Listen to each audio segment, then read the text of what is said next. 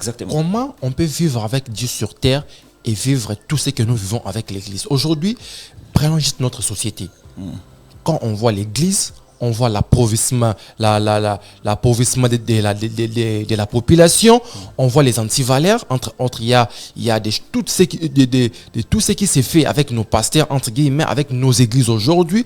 Quand on voit l'église, on voit même pas l'amour, parce qu'il y a des guerres, les guerres d'esprit qui se créent entre les églises. Mais vous avez dit, l'église, c'est genre une représentation de Dieu sur la terre.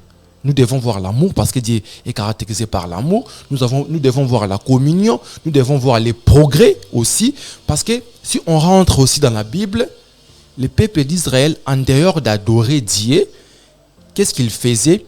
Ils travaillaient aussi pour leur nation, pour leur terre. Ils cultivaient des valeurs. Ce qui même, entre guillemets, les 10 commandements, c'était même, entre guillemets, les valeurs que Dieu a imposées à son peuple. Nous, avec l'Église, quelles sont ces valeurs que l'Église aussi partage avec la population pour non seulement l'évolution de l'Église, mais aussi l'évolution de la société que nous vivons? Une très bonne question. Mais comme vous avez évoqué le cas des enfants d'Israël, il faut savoir que pour que les 10 commandements arrivent et que les gens commencent à vivre ces 10 commandements, il y a eu quand même une période transitoire. Très bien. C'est la période des 40 ans dans le désert.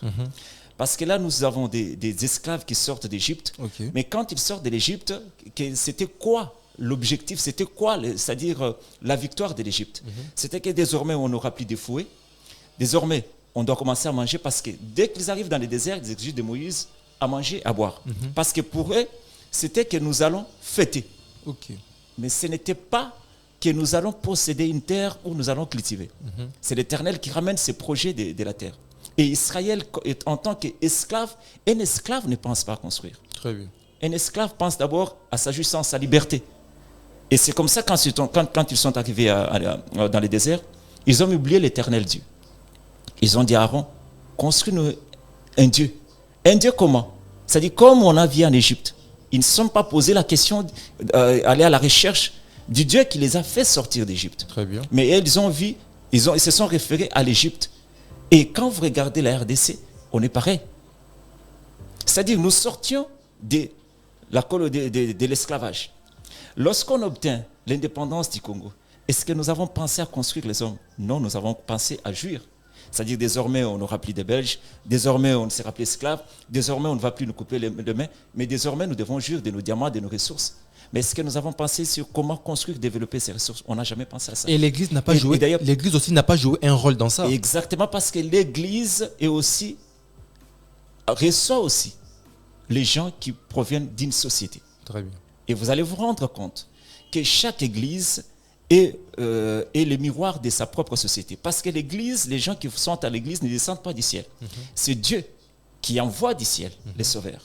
Mais ceux qui viennent à l'Église, tous ne sortent pas du ciel. Ils sortent des familles qui étaient esclaves. Ils sortent des familles où le vol est une culture. Ils sortent des familles où les antivaleurs qu'on voit dans la société sont des valeurs. C'est-à-dire, nous vivons de ça. Quand on vient à l'église, c'est-à-dire que l'église subit aussi ça. Donc, vous comprenez que la responsabilité des dégâts que nous avons à l'église aujourd'hui, ce n'est pas d'abord un problème lié à l'église, c'est un problème lié à la civilisation que nous sommes. Parce qu'écoute, il y a une référence que les gens ne parlent pas souvent. Dieu lui-même dit ceci dans sa parole. Parents, éduquez vos enfants selon les voies du Seigneur pour qu'ils ne s'en détournent pas. Est-ce que nous comprenons ça? C'est-à-dire, Dieu parle de l'éducation, c'est-à-dire les bases des valeurs de Dieu ou des valeurs chrétiennes ne commencent pas à l'école, commencent d'abord où ça? À la famille. Et est-ce que ceux qui veulent, qui aspirent aujourd'hui à devenir parents, ont ces valeurs-là? On ne sait pas.